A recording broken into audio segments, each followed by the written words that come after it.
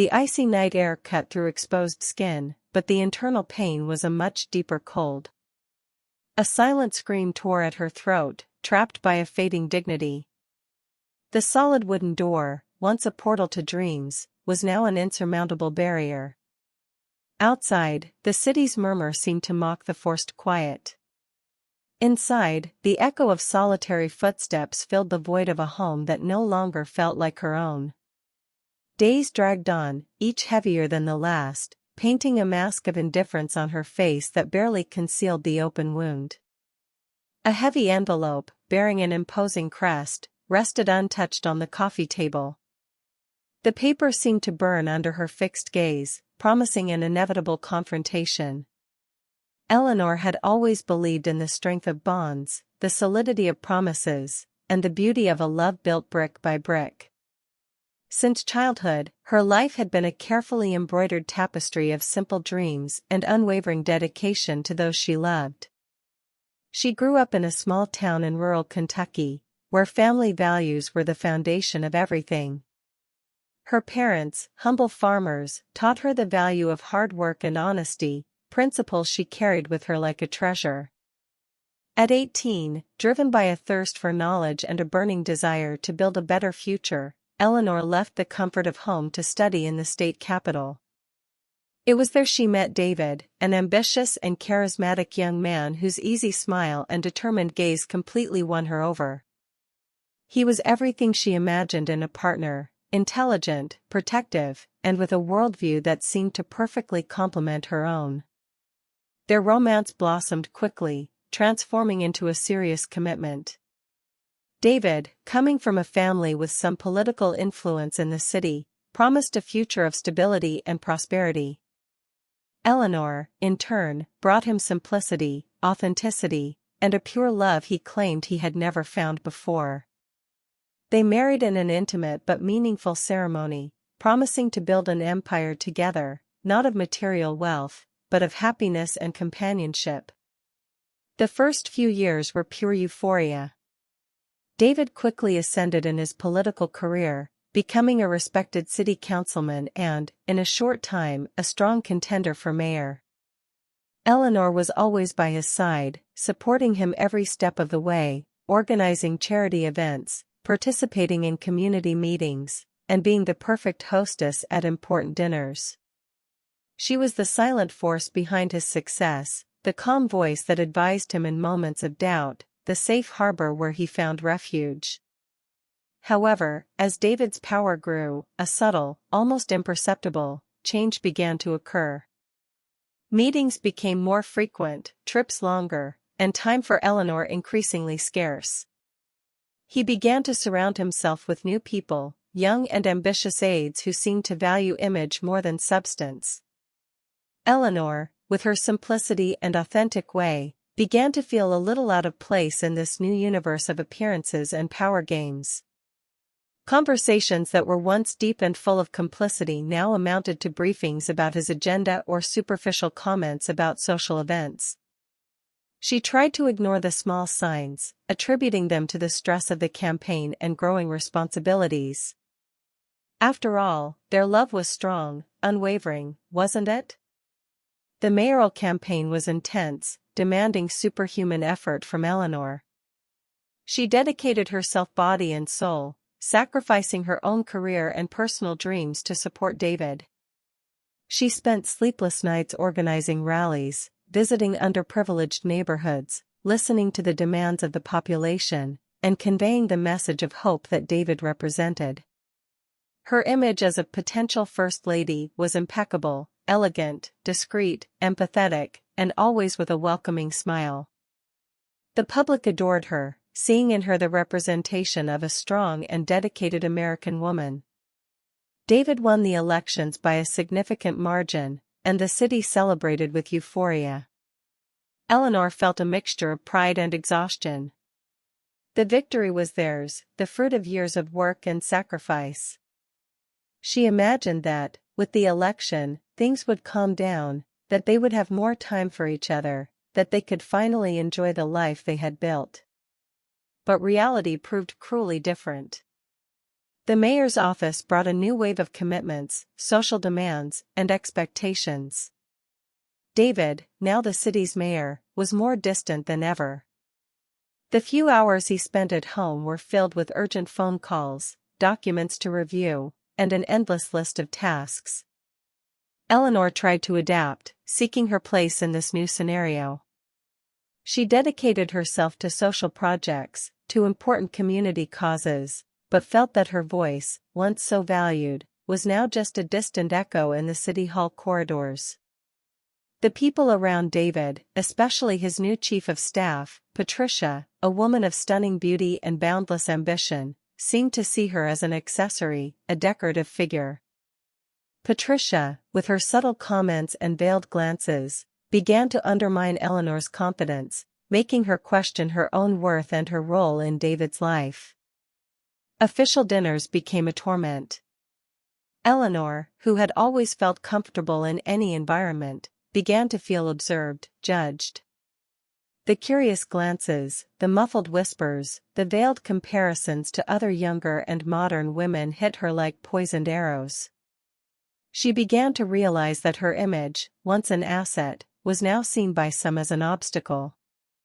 Her body, which had changed a little over the years and the stress of public life, became the target of malicious comments and bad jokes.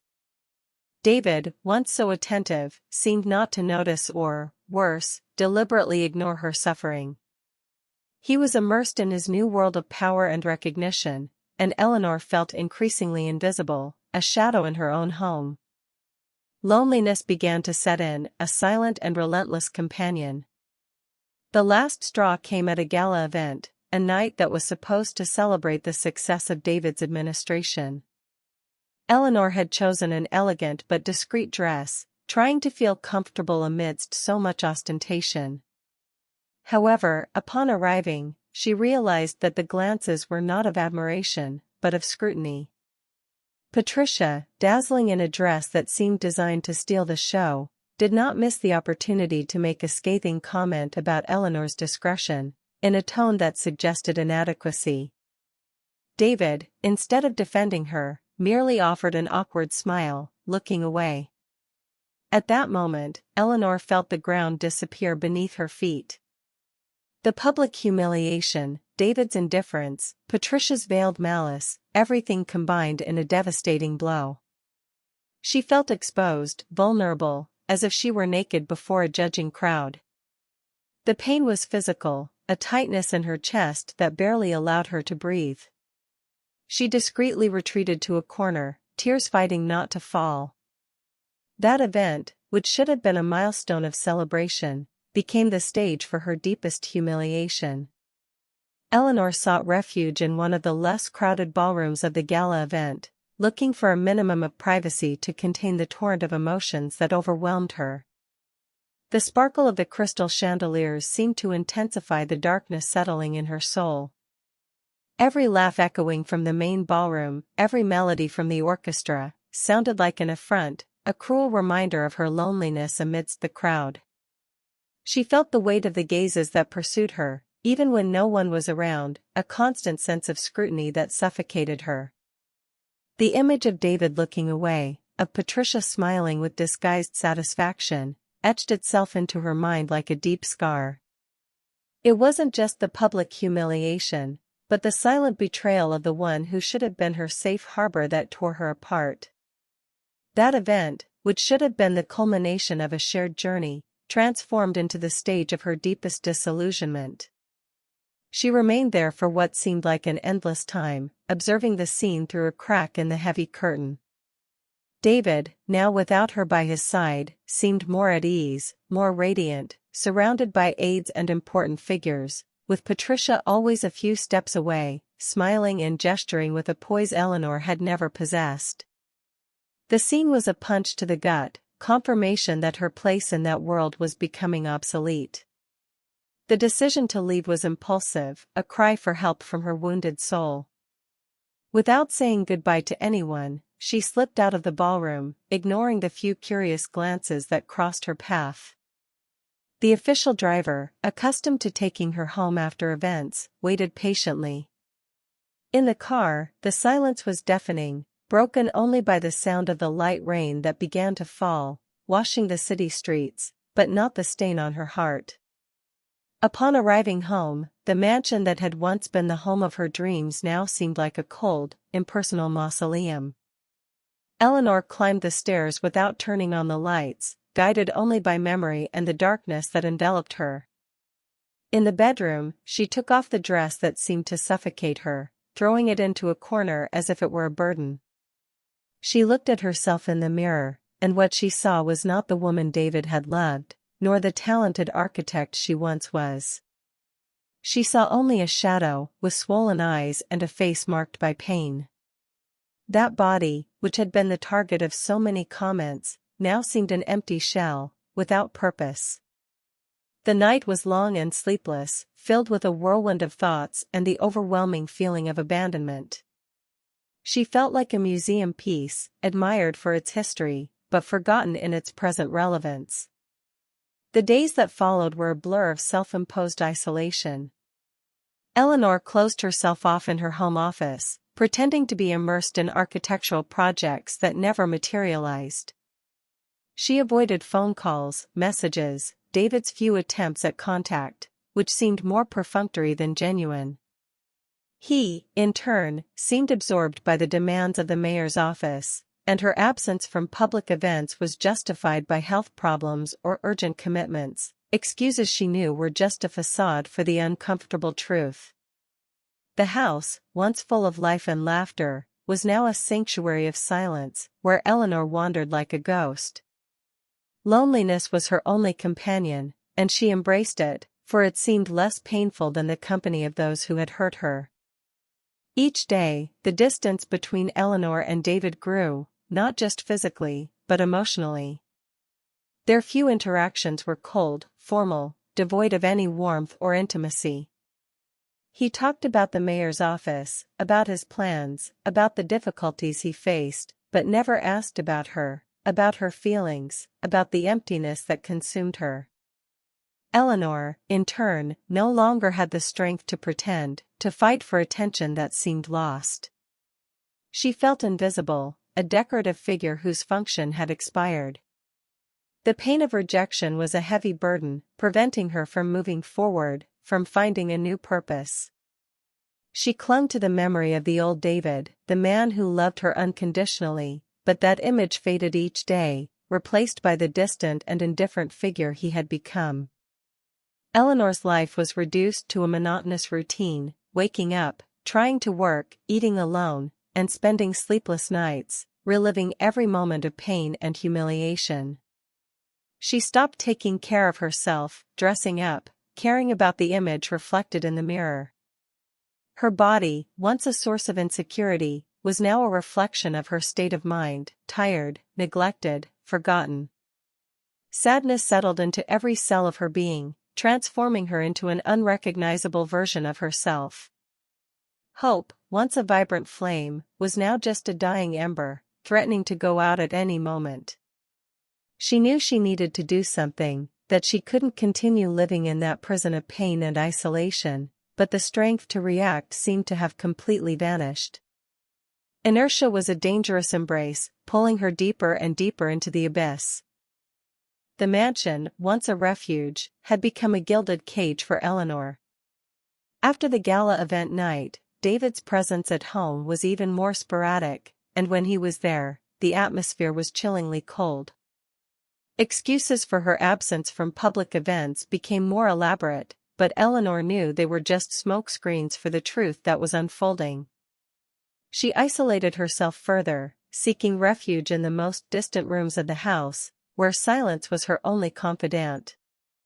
The housekeepers, discreet and loyal, noticed the change but maintained a respectful distance, aware of the tension in the air.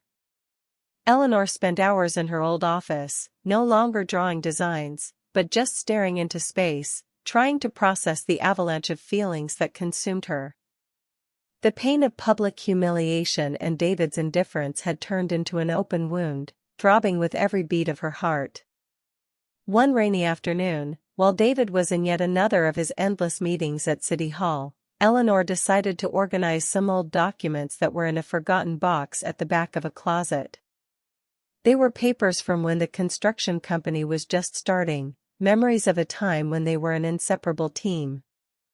Among contracts and project drafts, she found a folder with Patricia's name on it. Curiosity, mixed with a pang of apprehension, prompted her to open it. They weren't work documents, but photographs. Photos of David and Patricia in intimate situations, smiling, embracing, at dinners that weren't official, on trips he had justified as for work. There was a sequence of images from a trip to Key West, a place David had said he would visit alone to inspect a new property. Patricia's smile, so familiar and so disingenuous, now seemed to mock her directly from the photos. The ground seemed to disappear beneath Eleanor's feet. The air left her lungs. It wasn't just a suspicion, it wasn't just the glances and whispers. It was irrefutable proof of betrayal. The photos were clear, undeniable, and the pain that engulfed her went far beyond humiliation.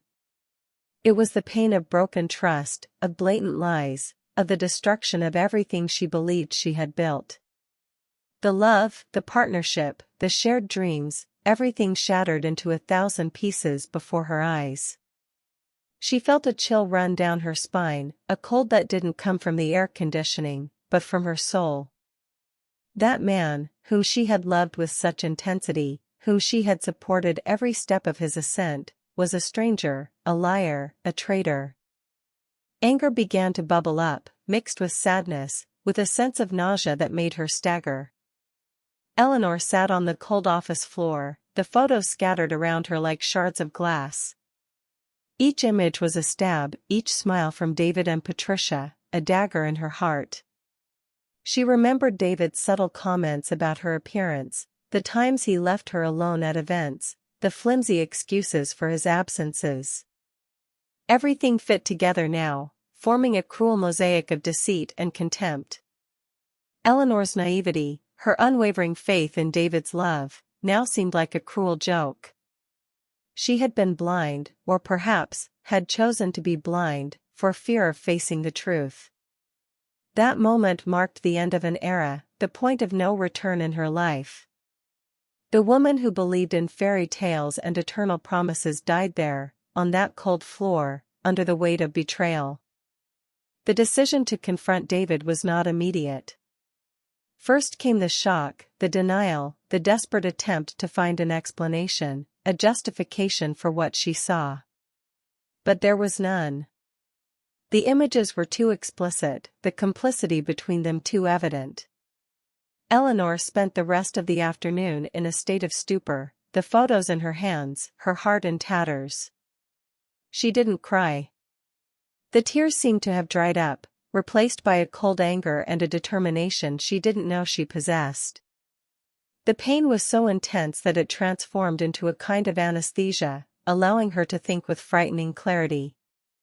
She needed a plan, she needed strength, she needed a way out. She could no longer be the passive woman, the shadow, the victim. When David arrived home late that night, Eleanor was already in the bedroom, lying in bed, pretending to sleep.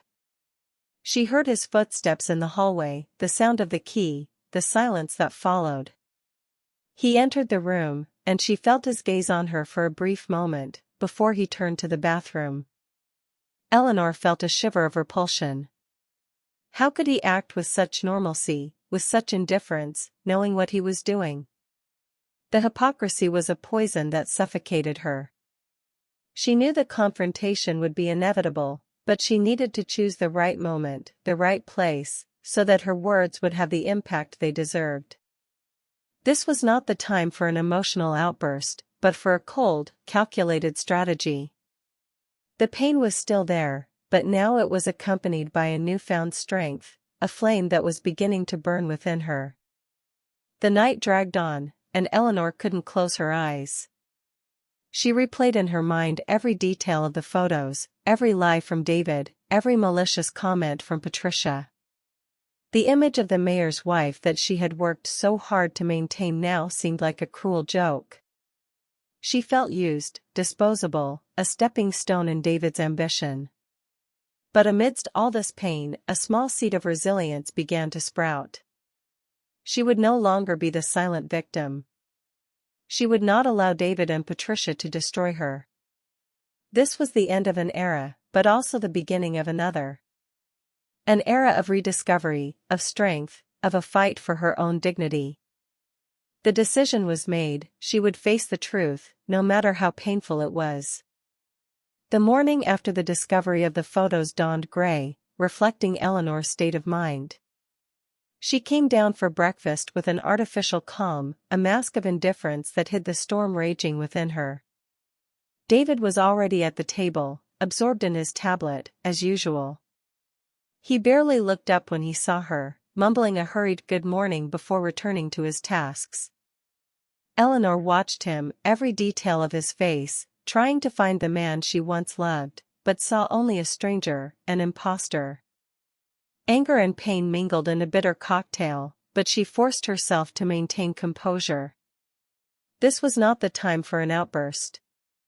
She needed clarity, strategy, a way out that wouldn't leave her even more vulnerable. While drinking her coffee, Eleanor began to plan her next steps. She knew she could no longer live under the same roof as David, not after everything she had discovered. The idea of confronting him immediately, of throwing the photos in his face, was tempting, but she knew it would only serve to give him the advantage. He was a master of manipulation, of deflecting blame, of turning the victim into the villain. Eleanor needed irrefutable proof, an escape plan that would ensure her safety and dignity. She decided that, before any confrontation, she would need to organize her life, her documents, her finances. Independence, which once seemed a luxury, was now an urgent necessity. Throughout the day, Eleanor acted with calculated coolness. She called her bank, scheduled a meeting with her manager for the next day, with the excuse of reorganizing investments. Then, she discreetly searched for apartments to rent, looking for something small, discreet, far from the mansion and David's social circle. Each click on the keyboard was a step towards freedom, a small victory against the pain that consumed her. She felt a strange mixture of fear and excitement, as if she were about to jump off a cliff, not knowing what awaited her below, but certain that she could no longer remain where she was. The inertia had been broken, and a new strength, a silent determination, began to emerge. In the late afternoon, David arrived home, earlier than usual. He seemed agitated, and Eleanor noticed something was wrong. He called her into the living room, with a tone of voice she didn't recognize. "Eleanor, we need to talk," he said, without preamble. Her heart pounded, but she kept her expression neutral. He began to talk about the pressure of the mayor's office, about the financial difficulties the construction company was facing due to some delayed projects, and about the need to cut costs. Eleanor listened in silence, feeling a chill run down her spine. She knew the conversation wasn't about finances, but about her. David then, with a tone of voice that tried to be gentle but sounded cold and distant, suggested that it would be better for both of them if they separated for a while. He used words like space, reflection, pressure of public life. Eleanor felt a lump in her throat. This was the final blow, confirmation that he no longer wanted her, that she was a hindrance in his new life. He didn't mention Patricia, of course, but her presence hung in the air like a ghost. Eleanor, however, showed no emotion. She simply looked him in the eyes, with an intensity that made him look away. "I understand," she said, her voice surprisingly firm. "If that's what you want, David, then so be it." Eleanor's reaction caught David by surprise. He expected tears, pleas, a dramatic scene. But he found only a cold and determined woman. He tried to soften the situation, offering her an apartment downtown, a generous allowance, assuring her that she would have all the necessary support. Eleanor listened in silence, feeling a mixture of repulsion and contempt. He was trying to buy her off, silence her, discard her like an object. "Don't worry, David," she replied, with a bitter smile. "I'll take care of myself. I don't need your charity." Eleanor's dignity, which he tried to crush, was stronger than ever. That night, while David tried to sleep in the guest room, Eleanor packed a small suitcase. She took only the essentials, some clothes, her most important documents, a sketchbook, and some old photos of her parents. She left behind the jewelry, the expensive dresses, the gifts he had given her. None of it had value to her now. What mattered was her freedom, her peace of mind. She wrote a short note, leaving it on the bedside table. "Don't wait for me. I'm already gone." The decision was made, and there was no turning back.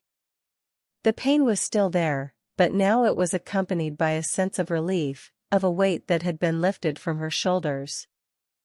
Eleanor left the mansion under the cloak of dawn, carrying only a small suitcase and the dignity David had tried to steal. The cold night air seemed to purify her lungs, filling them with a bittersweet sense of freedom and uncertainty.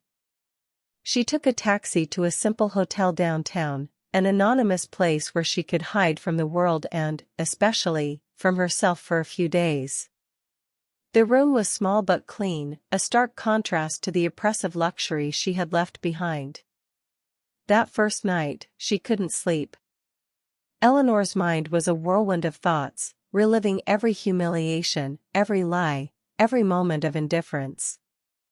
The pain was still acute, but now it was accompanied by an iron determination. She would no longer be the victim. The first few days were purely introspective. Eleanor turned off her cell phone, cutting off any bridge to the past. She knew David would try to contact her, perhaps out of concern for his public image, perhaps from a lingering sense of guilt, but she was unwilling to listen to his empty excuses.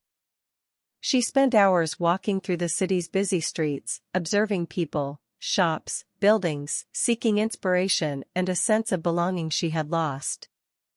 Architecture, her forgotten passion, began to rekindle a small flame within her. She visited art galleries, museums, parks, trying to reconnect with the creative and dreamy woman she once was. Each step was a reminder that life went on, even if hers seemed to have stopped. The meeting with the bank manager was a crucial step. Eleanor, with a firm and controlled voice, explained her decision to separate from David and seek financial independence. The manager, an experienced and discreet woman, listened attentively and offered all necessary support. Eleanor discovered that, although David had control over most of their assets, she had a joint account with a considerable sum, the result of her years of work at the construction company and some personal savings. It was enough to start over, to have a roof over her head and food, but not to maintain the lifestyle David had imposed on her. The reality of her new financial situation was a shock, but also a catalyst for her determination. She needed to work, she needed to rebuild her career, her life. Eleanor decided to rent a small apartment in a more secluded neighborhood, a simple but cozy place where she could have her own privacy and start from scratch. The moving process was solitary but liberating. She bought some basic furniture, decorated the space with objects that made her feel at home, creating a sanctuary of peace and new beginnings. Each new item, each picture on the wall, was a symbol of her newfound autonomy. She felt like a seed that, after being torn from infertile soil, was being planted in new ground, ready to bloom again. The pain of loss was still there, but now it was accompanied by renewed hope, a strength she didn't know she possessed. The job search was challenging. Despite her impeccable resume and vast experience as an architect, David's name still hung over her like a shadow. Many offices saw her as the mayor's wife, and not as the talented professional she was. Some refused to hire her for fear of political retaliation, others saw her as a threat. Eleanor faced closed doors and suspicious glances, but she didn't give up. She knew she needed to prove her worth, not just to others, but to herself. She began to work as a freelancer, taking on small interior design projects, apartment renovations, and consultations. Each job, no matter how small, was a victory, a step towards her independence. Amidst this new routine, Eleanor began to take care of herself again. She resumed physical exercise, ate healthy, and dedicated time to herself. The mirror, once an enemy, was now an ally, reflecting a woman who, though still wounded, was rebuilding herself. She cut her hair, changed her clothing style, seeking an image that reflected her new phase, strong, independent, resilient. The transformation was not just external, but internal. She was learning to love herself again, to value her own company, to find joy in the small things in life. Loneliness, which once suffocated her, was now a space for self-knowledge and growth. One day, while working on a project for a small coffee shop, Eleanor met Edward, the owner. He was a kind man, with a welcoming gaze and a sincere smile. Edward, who had also gone through a painful separation, noticed the sadness in Eleanor's eyes, but also the strength she radiated. They began to talk about architecture, about life, about the challenges of starting over. Edward became a friend, a confidant, someone who listened to her without judgment and encouraged her to move forward. The friendship with Edward was a balm for Eleanor's soul, a reminder that there were still good people in the world, capable of offering support and affection without ulterior motives. That unexpected and simple encounter marked the beginning of a new phase in her life, a phase of healing and rediscovery. The friendship with Edward became a fundamental pillar in Eleanor's life reconstruction.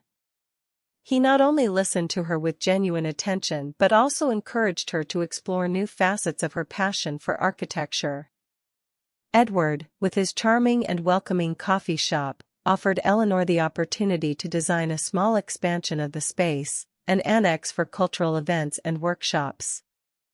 It was a challenging project, but it rekindled Eleanor's creative flame, allowing her to dive headfirst into something she loved, far from the shadows of the past. She spent hours at the coffee shop, drawing, researching materials, discussing ideas with Edward, feeling useful and valued again. With every stroke on paper, every color choice, Eleanor felt a piece of herself being restored. Gradually, Eleanor began to expand her professional network. Through Edward, she met other small business owners and local artists who needed affordable and creative design projects. She embraced every challenge with enthusiasm, dedicating herself to each job with the same passion she had at the beginning of her career. Her projects were praised for their originality and functionality, and her name began to circulate by word of mouth, not as the mayor's wife, but as Eleanor, the architect. This new identity, built with her own effort and talent, was a balm for her wounded soul. She felt she was finally building something that was truly hers, something no one could take away from her. Eleanor's transformation was not just professional. She continued her self-care routine, which included morning walks in the park and yoga classes. Her body, once a burden, was now a temple she cared for with affection and respect.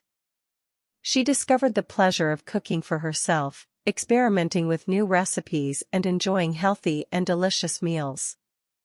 Each day, she felt stronger, more energized, more connected with herself. Loneliness, which once suffocated her, was now a space for peace and self-knowledge, where she could reflect, plan, and dream without external pressures.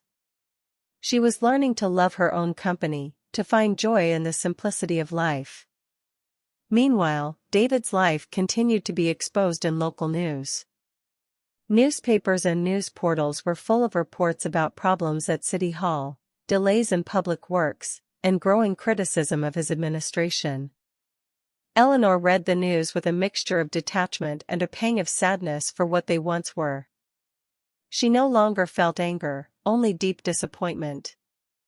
The photos of David and Patricia, which she had found, were a constant reminder of her ex-husband's true face, and with each new negative news about him, the decision to have distanced herself seemed more correct. She knew she had made the right choice for her own sanity and well-being. One day, while Eleanor was at Edward's coffee shop, a woman approached her. It was Julia, an old college friend Eleanor hadn't seen in years. Julia, who had become a successful lawyer, recognized Eleanor and approached with a warm smile. They talked for hours, reminiscing about college days and sharing their life experiences. Julia, upon learning of Eleanor's situation, offered her legal and emotional support, assuring her that she would not be alone if she needed help to formalize the divorce and protect her rights. That unexpected reunion was another sign that life was beginning to smile on Eleanor again, bringing people who truly cared about her. Julia's presence in her life brought a new perspective to Eleanor. Julia encouraged her not to be afraid to seek what was rightfully hers, not to settle for less than she deserved. She helped her organize the necessary documents for the divorce, understand her rights, and prepare for what was to come. Eleanor, who had previously felt intimidated by the idea of facing David in court, now felt more confident, knowing she had the support of a loyal friend and a competent lawyer. The idea of a legal confrontation, which once seemed daunting, was now seen as a necessary step to close a painful chapter and pave the way for a future of peace and justice. Each day, Eleanor felt the armor she had built around her heart strengthen. She was no longer the fragile, insecure woman who had left the mansion. She was a resilient, determined woman who had found her voice and her purpose. The pain of humiliation and betrayal was still a scar, but it no longer defined her. She was ready to face whatever came, to fight for her happiness, and to build a life that was truly her own, free from the shadows of the past and the expectations of others. The future, once uncertain, now seemed full of possibilities, a vast and promising horizon she was eager to explore. Eleanor's life, once a whirlwind of pain and uncertainties, began to stabilize into a routine of purpose and self-discovery. The expansion project for Edward's coffee shop became a milestone in her new phase. She dedicated herself diligently, transforming the space into an environment that reflected her own journey, welcoming, functional, and full of light. With every wall erected, every color chosen, Eleanor felt she was building not just a physical place, but also a new foundation for her own life. The inauguration of the annex was a success, and the compliments she received from Edward and the customers were a balm for her soul, a recognition of her talent that went far beyond any title or social status. Her friendship with Julia, the lawyer, deepened. They met regularly, not just to discuss the divorce proceedings, but to share experiences and strengthen the bonds of a genuine friendship. Julia, with her perceptiveness and practical vision, helped Eleanor understand the complexity of the legal process and prepare for the challenges ahead. She explained that David, with his influence and power, would try to make things difficult, but assured Eleanor that she had rights and that they would fight for them. With each conversation, Eleanor felt more empowered, more aware of her strength and her ability to face any adversity. While Eleanor rebuilt herself, David's public image continued to crumble. Scandals at City Hall became more frequent, and investigations into embezzlement and corruption began to gain prominence in the media. Patricia, his chief of staff and mistress, was also under investigation, and her name appeared in several reports associated with fraudulent contracts and favoritism. Eleanor read the news with emotional distance, feeling no pleasure in others' misfortune, but with the certainty that justice, in some way, was beginning to be served. She realized that the house of cards David had built was collapsing, and that his boundless ambition was exacting a high price. Despite all the external turbulence, Eleanor remained focused on her own growth. She enrolled in specialized courses in sustainable architecture, seeking to improve her skills and stay updated with new market trends. Her freelance work prospered, and she began to receive proposals for larger and more challenging projects. With each new client, each completed project, Eleanor felt her self-confidence grow, proving to herself that she was capable of building a successful career on her own merits, without depending on anyone. Financial independence, once a distant dream, was becoming a tangible reality. One day, while Eleanor was in her apartment, she received a call from her mother, Mrs. Lucille. Her mother's voice was different, not with the critical tone from before, but with genuine concern. She had read the news about David and Patricia, and was shocked by the situation.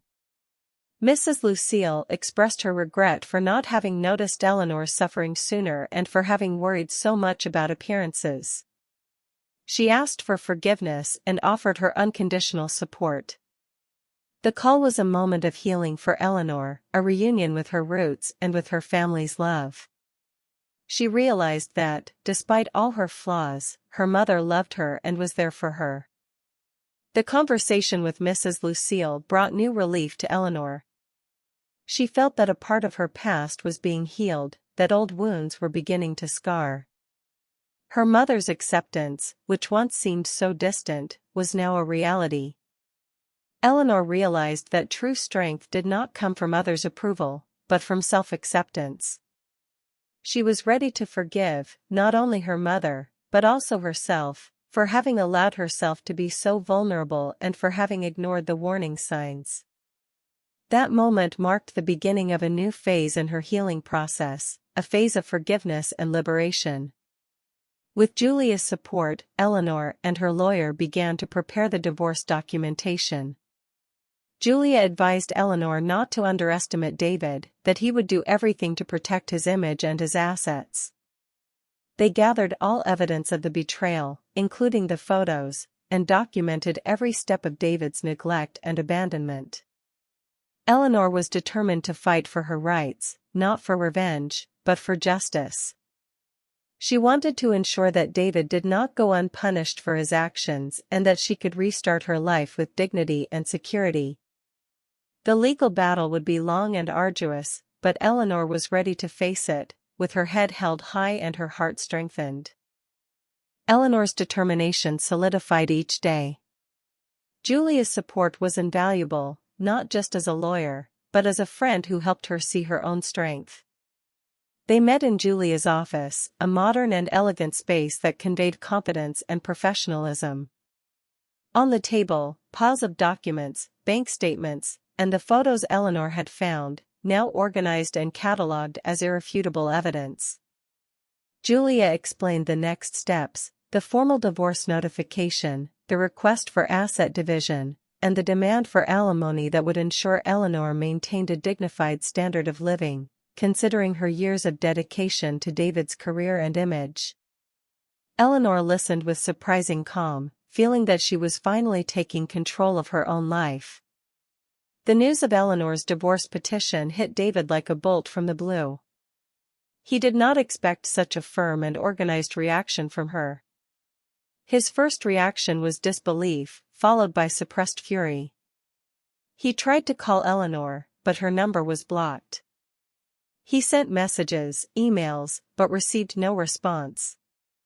Eleanor's absence from public events was already generating whispers in the media, and now the impending divorce threatened to further expose his personal life and, consequently, his political image, already weakened by corruption scandals. David, accustomed to having everything under control, felt the ground slip from beneath his feet. He knew Eleanor had information that could be devastating to his career. David then instructed his own lawyers to counterattack. He alleged that Eleanor was acting out of revenge, that she was an emotionally unstable woman, and that her financial demands were exorbitant. He tried to discredit the evidence of betrayal, claiming the photos were doctored or that Patricia was merely a close friend who supported him in a moment of vulnerability. David's strategy was clear: to discredit Eleanor, to turn her into the villain of the story, to protect his own reputation. However, Julia was prepared for every move, anticipating David's tactics and strengthening Eleanor's defense with each new piece of evidence. The media, always eager for scandals, began to speculate about the mayor's divorce. Newspapers published headlines about the crisis in Mayor David's marriage and Eleanor's mysterious absence. Although Patricia's name was not yet publicly associated with the divorce, rumors began to circulate behind the political scenes. Eleanor, for her part, remained discreet, focused on her work and her recovery. She avoided interviews, refused invitations to comment on the matter, letting Julia speak on her behalf, always with professionalism and ethics. This stance of discretion and dignity, in contrast to David's agitation, began to generate public sympathy for Eleanor. Amidst the legal turbulence, Eleanor continued to flourish in her career. The success of Edward's coffee shop project opened doors to new clients, including a large public park revitalization project in downtown Springfield.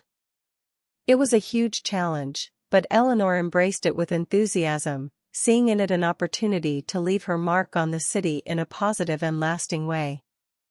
She formed a small team of talented young architects, sharing her experience and passion for the profession. Work became her therapy, her way of channeling pain and anger into something productive and meaningful. The first conciliation hearing was a moment of great tension. Eleanor and David met for the first time since her departure from the mansion. David tried to maintain a posture of superiority, with a forced smile and a look of contempt. Patricia was present, sitting next to David's lawyers, with an expression of defiance. Eleanor, however, was not intimidated. She entered the room with her head held high, wearing an elegant and discreet pantsuit, with a demeanor that radiated confidence and serenity. Her eyes, once full of pain, now shone with unwavering determination. During the hearing, David tried to minimize his responsibility, blaming Eleanor for lack of support and negligence in their marriage. He tried to paint a picture of a disinterested and jealous wife. However, Julia, with her impeccable argumentation, presented the evidence of betrayal and abandonment, refuting each of David's accusations. The photos were displayed, and the silence in the room was deafening. David paled, and Patricia looked away, visibly uncomfortable. The truth, which he tried to hide, was being exposed relentlessly. Eleanor felt a mixture of relief and sadness. This was the end of an illusion, but also the beginning of her liberation. The first conciliation hearing had been a turning point. David, shaken by the exposure of the photos and Eleanor's unwavering stance, intensified his smear campaign behind the scenes. He used his influence to plant false news in small media outlets, insinuating that Eleanor was a gold digger, trying to extort him, and that her divorce petition was a political maneuver to destabilize his administration. However, David's strategy began to backfire. Eleanor's discretion and Julia's seriousness in her public statements contrasted sharply with David's aggressiveness, generating a wave of distrust towards the mayor. Julia, with her experience and shrewdness, perceived David's attempt to manipulate public opinion. She advised Eleanor to remain calm and not react to provocations. Instead, Julia prepared an even more forceful legal strategy. She knew that the truth, when revealed at the right moment, would have a much greater impact. Julia's team began to thoroughly investigate the finances of City Hall and David's construction company, looking for connections between the embezzlement of funds and the fraudulent contracts Patricia was involved in. With each new discovery, the web of corruption and deceit became more complex, and David's position more untenable. As the legal battle intensified, Eleanor delved deeper into her work. The public park revitalization project became a symbol of her resilience. She spent hours at the construction site, supervising every detail, talking to the workers, ensuring the project was executed perfectly. The park, once an abandoned space, was transforming into a green oasis, with gardens, benches, and a playground for children. The local community, which once saw Eleanor as the mayor's wife, now recognized her as the talented and dedicated architect who was transforming their neighborhood. The genuine recognition from people was a balm for her soul, a reminder that her worth did not depend on David. The tension reached its peak when a major newspaper in the state capital, known for its independence and in-depth investigations, published a front-page story about the scandals at City Hall and Patricia's connection to the embezzlement of funds. The report, based on leaked documents and anonymous testimonies, exposed the network of corruption that David and Patricia had built. Although David's divorce was not the main focus, the article mentioned the mysterious absence of the First Lady and insinuated that the marital crisis was linked to problems in the administration. The city was caught by surprise, and the pressure on David increased exponentially. David, cornered by the media and investigations, tried one last desperate move. He called a press conference, where he tried to deny the accusations, blaming his political opponents and the sensationalist media. However, his voice sounded shaky, and his eyes constantly darted away from the cameras. Patricia, by his side, looked pale and visibly uncomfortable. The press conference, which was supposed to be an act of defense, turned into a spectacle of fragility and desperation, further undermining the mayor's credibility. Public opinion, once divided, began to turn against him. Eleanor watched the press conference on television, in her small apartment, next to Julia. She felt a mixture of pity and satisfaction. Pity for the man David had become, and satisfaction at seeing the truth come to light. Julia, with a discreet smile, told Eleanor that this was the perfect moment to act. David's defense was weakened, and public opinion was ready to hear Eleanor's side of the story. They decided it was time to officially present the evidence of David's betrayal and abandonment, not just in court, but also to the media, in a controlled and dignified manner. The decision to expose the truth publicly was not easy for Eleanor. She had always valued her privacy and detested the media circus. However, Julia convinced her that it was the only way to protect her reputation and ensure that David could no longer manipulate her. They prepared a press statement, detailing the facts of the divorce, the evidence of betrayal, and David's abandonment, always with a respectful but firm tone. The idea was not to seek revenge, but justice and truth. Eleanor knew that this would be a painful but necessary step to finally close the David chapter in her life and move forward with her head held high. Eleanor's decision to publicly expose the truth, though painful, proved to be a strategic blow. The press statement, drafted with Julia's surgical precision, was released at a moment of maximum vulnerability for David.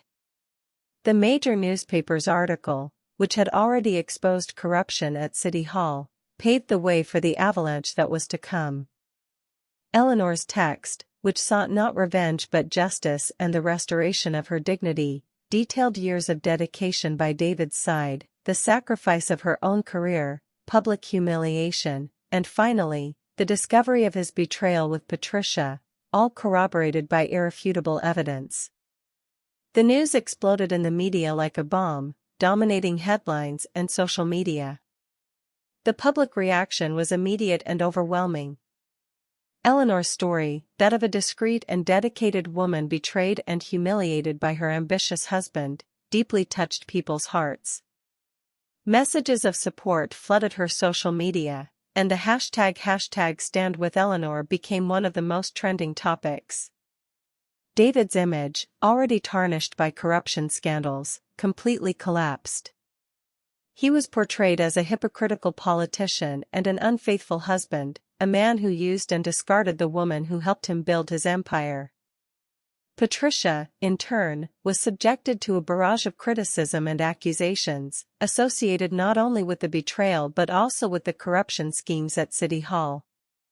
David, cornered from all sides, attempted one last desperate maneuver.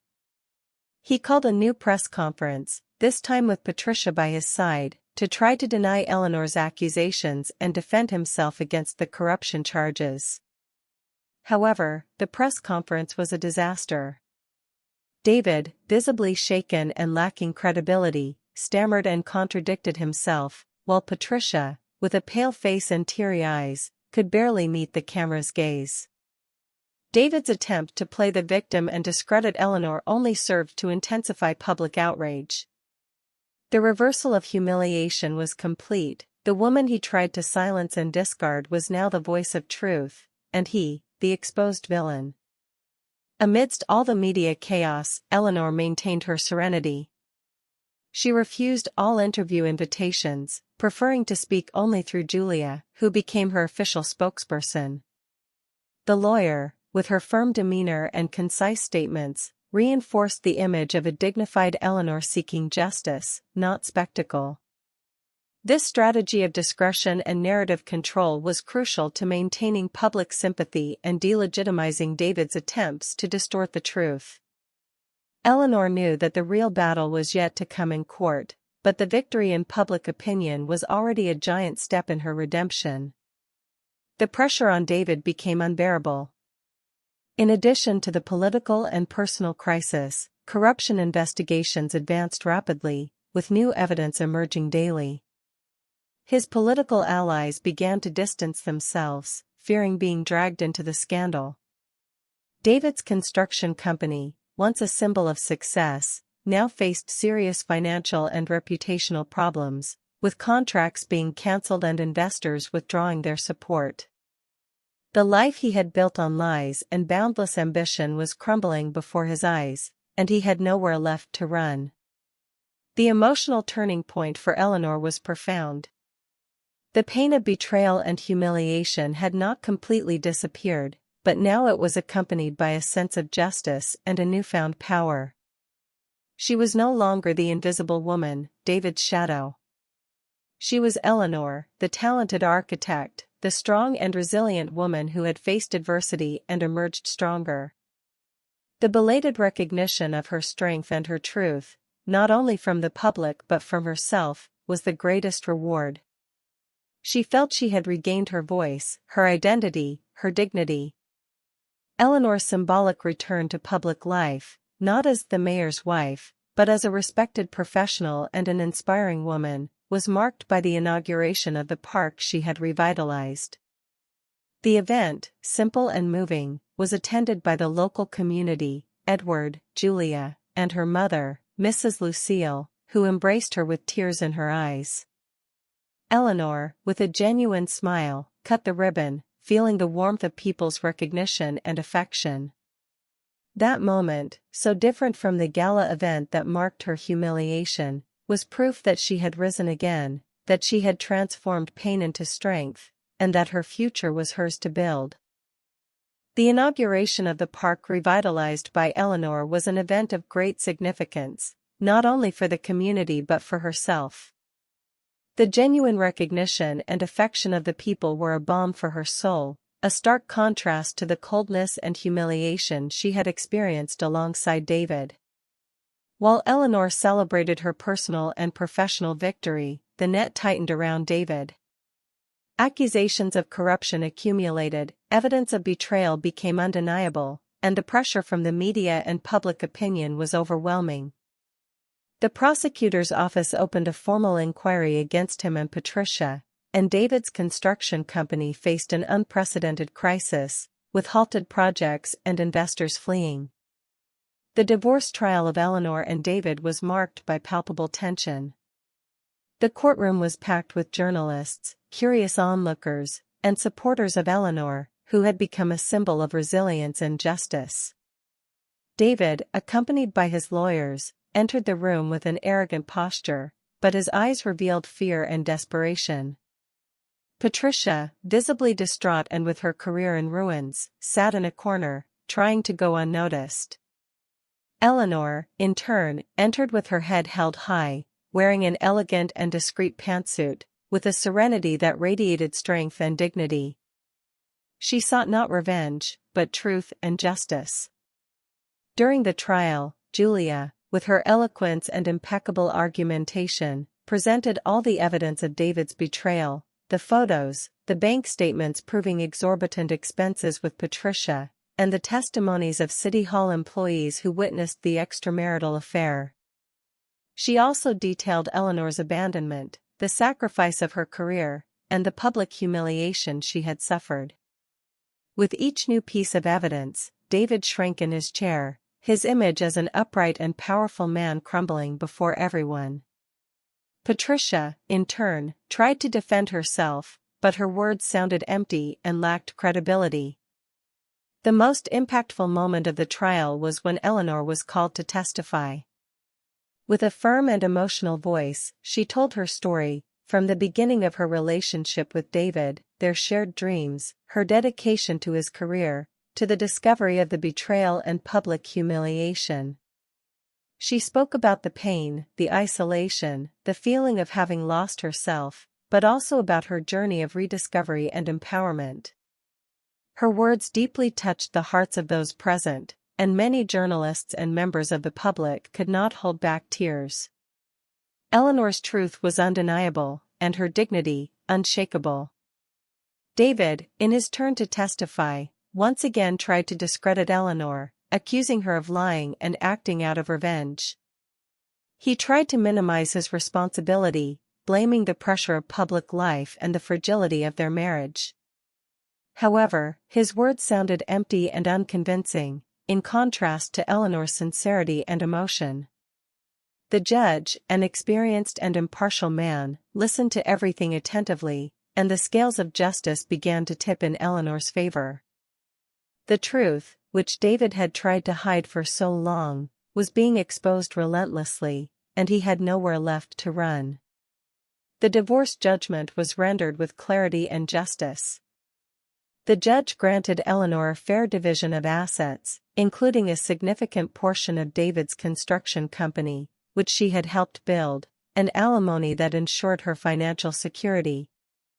Furthermore, David was ordered to pay Eleanor compensation for moral damages, recognizing the humiliation and suffering he had caused. Patricia, in turn, was removed from her position at City Hall and faced criminal charges for corruption. The justice Eleanor had so sought had been served, and the reversal of humiliation was complete. David's reaction to the judgment was one of fury and despair. He tried to appeal, but his lawyers advised him to accept the decision, as his legal and political situation was untenable. Patricia, for her part, broke down in tears, realizing that her boundless ambition had destroyed her life. Eleanor, upon hearing the judgment, felt a mixture of relief and a strange sense of emptiness. The battle was over, and she had won, but the scar of pain was still there. However, she knew that this was the end of a painful chapter and the beginning of a new life, free from the shadows of the past and the expectations of others. With the court judgment in her favor, Eleanor felt an immense weight lifted from her shoulders. Justice had been served, and truth, finally, prevailed. David, with his political and business career in ruins, and Patricia, facing serious criminal charges, disappeared from the public scene, swallowed by the consequences of their own ambitions and lies. Eleanor, on the other hand, emerged from the storm stronger and more resilient than ever. The portion of the construction company granted to her in the asset division, though initially a burden, transformed into a new opportunity. With Julia's support, she sold her stake to a group of ethical investors, securing substantial capital to invest in her own future. Eleanor's life flourished in all areas. Her architecture firm, now with a larger and more experienced team, prospered. The revitalized park project was a resounding success, earning her significant recognition and awards in the field. She became a reference in sustainable architecture and community design, being invited to lectures and workshops across the country. Her schedule was full, but she found time for herself, for her friends, and for her family. Her relationship with her mother, Mrs. Lucille, had completely healed, and they enjoyed a complicity and affection that once seemed impossible. Edward, the coffee shop owner, continued to be a loyal friend and confidant. Their friendship deepened, and Eleanor realized that the kindness, respect, and admiration he felt for her were genuine. They shared not only professional projects but also leisure moments, deep conversations, and sincere laughter. Gradually, without rush and very naturally, their friendship began to transform into something more. Eleanor, who had sworn never to give herself to love again, felt her heart open once more, not with the overwhelming passion of the past, but with the calm and security of a mature and true feeling. One day, while working on a new project for the coffee shop, Edward, with a shy smile, confessed his feelings for Eleanor. He said he admired her not only as a professional but as the strong, courageous, and inspiring woman she had become. Eleanor, moved, realized that she also felt something special for him. It was not a love that suffocated or diminished her, but a love that uplifted her, that made her feel complete and valued for who she truly was.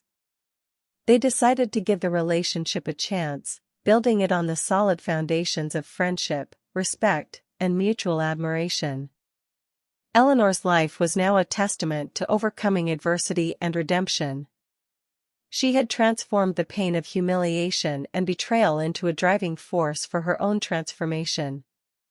The woman who once felt invisible and disposable was now a figure of inspiration, a renowned architect, and a happy woman, surrounded by people who loved and valued her. She had learned that true beauty was not in appearance or social status, but in strength of character, authenticity, and the ability to rise again after falls. Her body, once a source of insecurity, was now a reflection of her health and well-being, a temple she cared for with affection and respect. The end of Eleanor's story was not a fairy tale, but a reality built with resilience, hard work, and self-knowledge. She had found happiness not in a Prince Charming or an empire of riches, but in her own autonomy, in her passion for architecture, and in the genuine love of friends and a new partner who saw and loved her completely. The scar of the past was still there, but now it was a reminder of her strength, her ability to reinvent herself, and to build a brilliant future, free from shadows and others' expectations. Eleanor, now fulfilled and accomplished, looked at the horizon, feeling the wind on her face and the sun on her skin. This was her moment, her new beginning. She had traversed pain, isolation, and transformation, and emerged as the protagonist of her own story, a story of overcoming, love, and redemption. Life, once a burden, was now a blank canvas, ready to be painted with new colors and new dreams, all her own.